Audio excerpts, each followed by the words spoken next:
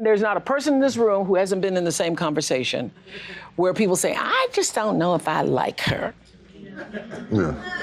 She not coming over to your house. Oprah's message to those not feeling the love for Hillary on TD Jakes. Oprah added, you don't have to like her, but if you like this country, get out and vote. The likability factor has created an enthusiasm gap for the Clinton campaign, and that is not news to Chelsea Clinton. I wonder what your thoughts are on that conversation that's happening in the country where people say, I don't know, I just don't really like Hillary.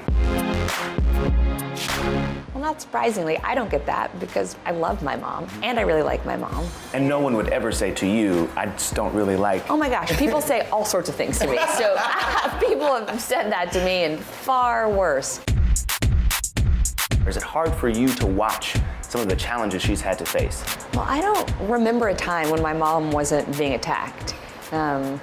It's just true. So for me, while this might be kind of more extreme in some ways, it fits with a pattern I've observed my whole life when she's been attacked. I think largely because of what she's fighting for, what she's trying to do, and in part because of who she makes uncomfortable for what she's trying to do and what she represents. My mom is tough and she doesn't forget kind of why she's running and who she's fighting for. I don't think my mom kind of ever thinks, well, what am I doing? She just thinks, well, this is what I have to keep doing because this is what's right and the future of our country's at stake. What do you say to those voters out there who feel like the outcome is kind of out of their hands? Maybe they'll stay home, maybe they'll stay out of this one. If you wouldn't let someone pick out what you're gonna wear on Tuesday, November 8th, why on earth would you let someone else vote for you? Because that's effectively what you're doing if you don't turn out and vote. So just please, please think about what's important to you, what's important to the future that you want, and go vote.